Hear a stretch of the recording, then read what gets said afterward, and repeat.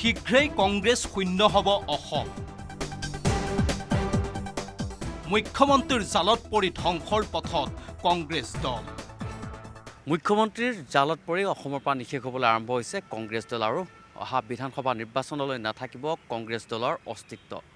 প্ৰাক্তন বিধায়ক আমিনুল ইছলামে দাবী কৰিছে যে অহা বিধানসভা নিৰ্বাচনত কংগ্ৰেছ দলৰ অস্তিত্ব প্ৰায় শূন্য হৈ পৰিব আৰু মুখ্যমন্ত্ৰীয়ে যিখন জাল পাতিছিল কংগ্ৰেছ দল নিশেষ কৰাৰ বাবে সেই জালখন ইতিমধ্যেই সম্পূৰ্ণৰূপে কংগ্ৰেছ দলৰ বাছি থকা এমএলএসমূহৰ ওপৰত পৰিছে।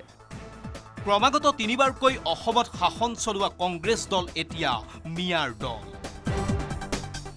কাৰণ 19জন বিধায়কৰ মাত্ৰ এজন হিন্দু বিধায়কেৰে বিধানসভাৰ বিৰোধীৰ আসনত বহা কংগ্ৰেছ দলে ভৰি দিছিল মুখ্যমন্ত্ৰীয়ে পতা জালত।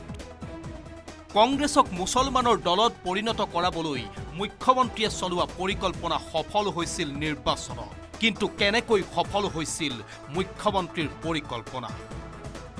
ডক্টৰ হিমন্ত বিশ্ব শৰ্মাই এইটোৱে বিচাৰি আছিলে যে কংগ্ৰেছে লাহে লাহে মেজৰিটি কমিউনিটি বা যিখিনি নন মুছলিম বা হিন্দু বেল্টৰ পৰা লাহে লাহে তেওঁলোক গৈ মানে মিয়াৰ ভিতৰত সোমাই পৰক আৰু গোটেই মিয়া মুছলমানখিনি কংগ্ৰেছ হৈ যাওক, যাতে এই পিকচাৰটো দেখাই পেলাই উজনি অসমত বা অন্য মুছলমান সম্প্ৰদায়ক মানে কংগ্ৰেছক আজীৱন তেওঁলোকক মানে এটা কলংকিত কৰিব পাৰি বা তেওঁলোকক এনেকুৱা এটা দাগ লগাই দিব পাৰি যাতে উজনি অসমত বা হিন্দু বেল্টত কেতিয়াও সোমাব নোৱাৰে।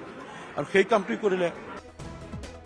মুখ্যমন্ত্ৰীয়ে বিচাৰিছিল কংগ্ৰেছক কেৱল মুছলমানৰ দল হিচাপে জানক ৰাইজে, যাৰ বাবে মুখ্যমন্ত্ৰীয়ে পাতিছিল এখন ভয়ংকৰ জাল। যি জালত ভৰি দি কংগ্ৰেছ এতিয়া নিশেষ হোৱাৰ পথত। মিয়াৰ খালি ক্ষতি নহয়, এইটোৱে কংগ্ৰেছে নিজৰেই কবৰ খান্দিলে। কাৰণ এতিয়া উজনি অসমত বা সকলো সময়ত বিজেপিয়ে এই মাৰ্কেটিং কৰাৰ সুবিধাটো বিচাৰি আছিল। বিজেপিয়ে এইটোৱে মাৰ্কেটিং কৰি থাকিব। চাওক এতিয়া কংগ্ৰেছ ক'ত আছে? কেৱল মিয়াৰ মাজত আছে, বেলেগতো ক'তো নাই। গতিকে মিয়াহে কংগ্ৰেছ আপোনাৰ। গতিকে বাকী জনগোষ্ঠীত যি অলপ চলপ কংগ্ৰেছ আছিল সেইখিনিও আঁতৰাই নি মানে কংগ্ৰেছক চিৰতৰে অসমত ধ্বংস কৰাৰ এটা ৰাস্তা পাই গ'ল বিজেপি, আৰু সেইটোৱেই কিন্তু হিমন্ত বিশ্ব শৰ্মাই বিচাৰি আছিলে।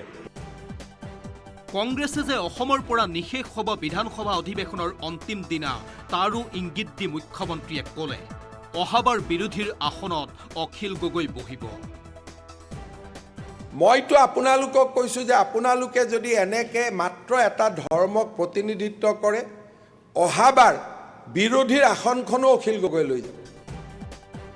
মিয়া মুছলমানৰ প্ৰতি বিজেপিয়ে লোৱা স্থিতিৰ বাবে কংগ্ৰেছে মিয়া মুছলমানৰ সমৰ্থন পালেও এক প্ৰকাৰ মুছলমানৰ দলত পৰিণত হৈ পৰিল কংগ্ৰেছ দল, যাৰ ফলত মাত্ৰ এজনহে হিন্দু বিধায়ক নিৰ্বাচিত হৈ আহিল কংগ্ৰেছৰ পৰা।